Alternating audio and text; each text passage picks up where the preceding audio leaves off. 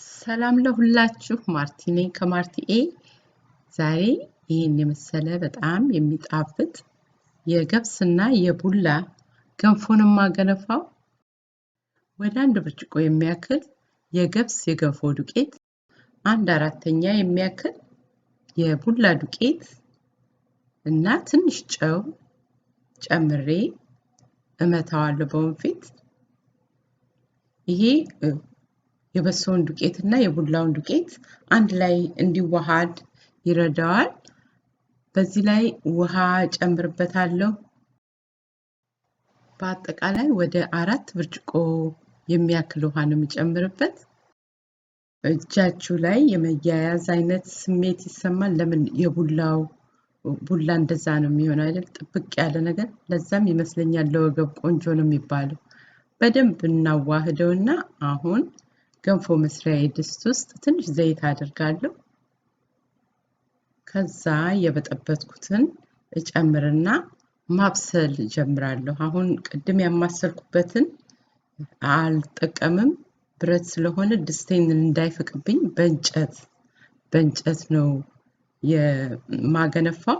እንደምታዩት አሁን ልክ ጓጓሎ የሚመስል ነው የሚመስለው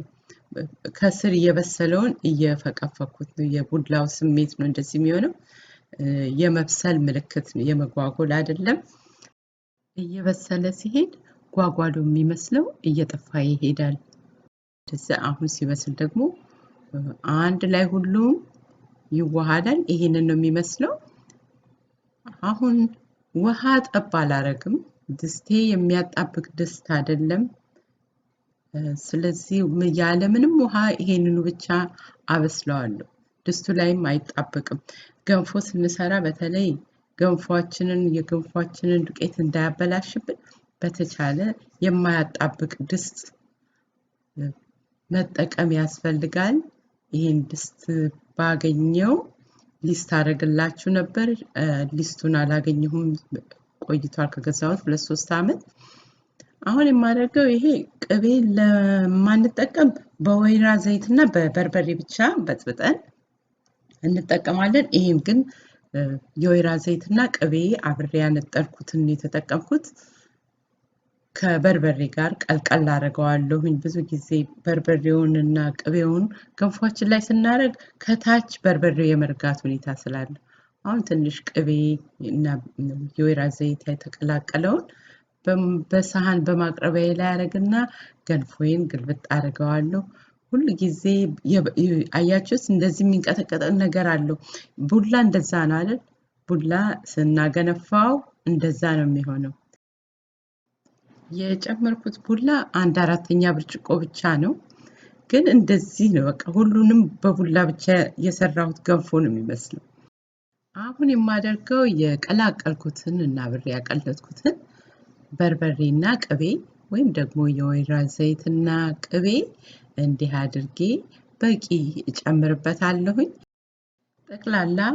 አሽቼ ያበሰልኩት ወደ 20 ደቂቃ ነው ትንሽ ለየት ይላል ከባህላችን አሰራር እንዳያችሁት ውሃ ጨምሬ አላበሰልኩም መጀመሪያ ነው ለብቻ የበጠበጥኩት ቡላውና የገንፎ ዱቄት በደንብ እንዲዋሃድልኝ መጓጎል እንዳይኖረው ለማለት ነው ሌላው የገብስ ገንፎ ብቻ ስንሰራ ጥፍጥፍ ብሎ ፍላት ይሆናል አይደል ግን ቡላ ስንጨምርበት እንደዚህ አይነት ፈርፈር የማለት ምልክት አለው እንደዚህ ፍርስርስ ሲል ደስ ይላል በቃ እንደ ሳይቀጥም ብቻ ግን መስራት ነው ወፈር አድርጎ እንደዚህ አይነት ገንፎ ብንፈልግ በቅቤ ባንፈልግም በወይራ ዘይትና በበርበሬ በጥብጠን በማንኛውም ቀን ስንመገብ ቤትም ያሞቃል ማለት ደስ ይላል እንደ ቤተሰብ ስለምንመገበው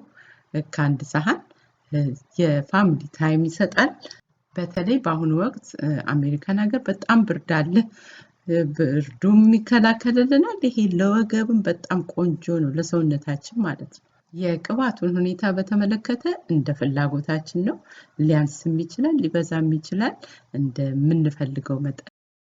ጥያቄና አስተያየት ካላችሁ ከታች ጻፉልኝ ዛሬ እንግዲህ የሰራሁት ቪዲዮ ይሄን ይመስላል እንደምትወዱት ተስፋ አደርጋለሁ አሰራሩም